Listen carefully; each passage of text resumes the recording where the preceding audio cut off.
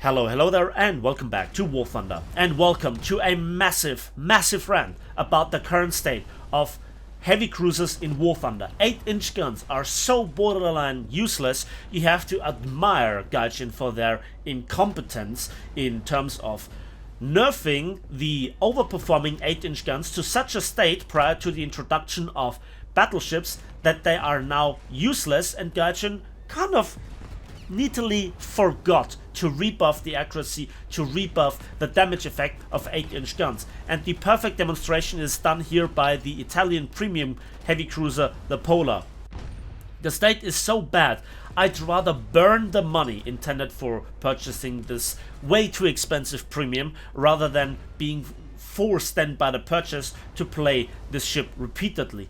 How bad 8-inch guns shall be demonstrated right now by a comparative test shooting in the test drive, so to speak, by the Polar, and the gameplay of the Polar and the Neustrashimi is sped up. The Nürnberg is firing at regular speed, the Neustrashimi at 0.14 sped or 1.4 sped up, the Polar with the AP being sped up by times 2.8 and firing HE, which is the stock grind experience for all the heavy cruisers, being sped up by 4.0. So what this essentially means, that heavy cruisers are outgunned by quite a bit by light cruisers and even destroyers that fire also at cruisers and destroyers.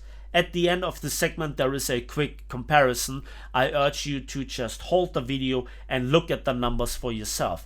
Whereas the Nürnberg is done in less than 3 minutes with all the targets at hand, it takes the Polar firing HE over 12, nearly 13 minutes, and nearly 9 minutes with armor piercing.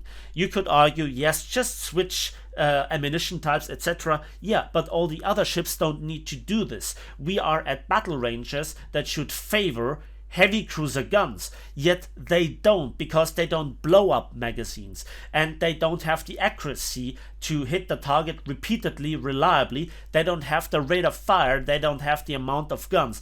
Just to tell you how absurd this is, I want to highlight two things.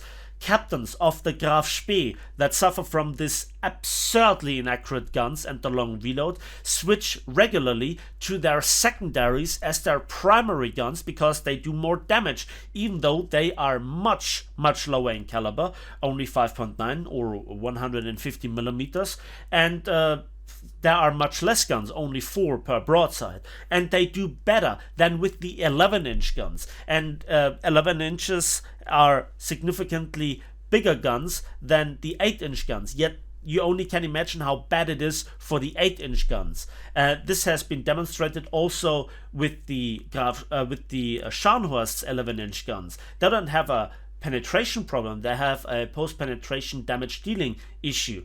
And again, I want to highlight here that it is an absolute hilariously stupid show that we have to compare here the Nürnberg with the Polar, because there are even heavier firepower light cruisers such as the Brooklyn and the Helena, which have 15 6-inch guns and they fire every 6 seconds, which is twice as fast as the best heavy cruiser, which is the Prinz Eugen with 8 8-inch guns, and the shells that really matter, which is the base use HE or the SAP round.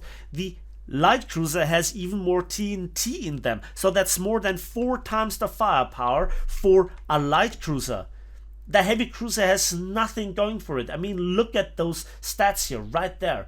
And that's under ideal circumstances where I know the precise distances and I'm not fooled salvo after salvo by the fire direction system in War Thunder, which is also quite hilariously badly implemented, and the targets don't fire back, even though the Sarah class, so the Sarah and the Polar, they have some of the best heavy cruiser armor in the game, with up to 150mm belt protection and up to 8 inches of turret face protection for the guns, and also quite tough barbettes. It's an absolutely horrible situation that you find yourself in. Now, You might say, oh, it's just the normal food chain, you get blapped by battleships, and there are battles that are full of battleships and you're one of a handful of cruisers. You're seen as nothing but food. It really tips off then with the 12-inch guns on Russian battleships, 13.5-inch guns on the HMS Marlborough, and 14-inch guns on the Hugo. They one-shot you because they have such absurdly large shells that the rate of fire doesn't really matter, and the Alpha Strike gets exponentially more effective. You don't have the luxury. In fact, with the Zara and the Polar, you don't have semi-armor piercing, which is significantly more effective versus light cruisers and destroyers. So keep that in mind. You only have AP, you only have HE. You also don't have torpedoes, such as the likes as the German and the Japanese heavy cruisers, which then can buff their kill ratio. And then there is still this stupid mechanic, this outrageously lame implementation of not enough crew members for repair. Just leave the battle. It's absolutely frustrating to see salvo after salvo straddling the enemy with dealing little to no damage, whereas you get constantly broken down despite your armor not getting panned because you got HE spammed, and then the system automatically opening up leaks. It's not the enemy fire that does this, it's the system, and it's just infuriating. I'm so angry. You're just better off to burn the money in your hand rather than to give it to Gaijin for those really bad premiums. And it has been the state for this for years now, after the introduction of battleships. Gaijin is completely failing the mode. This is one of the reasons why nobody's playing the premiums anymore that they paid for, because they are absolutely tragic. And the Helena is still one of the most effective premiums because it has the rate of the fire. It has just the spam potential. You require RNG to work for you. You require luck, positioning, and precise aim. Usually should be rewarded, but they're just getting punished. You get punished for taking part, trying to go in. You're a heavy cruiser with some of the best protection amongst cruisers, and yet it's irrelevant because you get set on fire, your AA gets broken. If you repair it because an aircraft is coming, it gets replenished with crew from the non-damaged parts of the ship, and then a destroyer just can HE spam you. And I'm constantly here stealing the kills, by the way. I just want to make this clear. I just have rarely one-shots like on this Krasny Kafkas, which could be taken down significantly quicker with a destroyer, with the Moffat firing sap.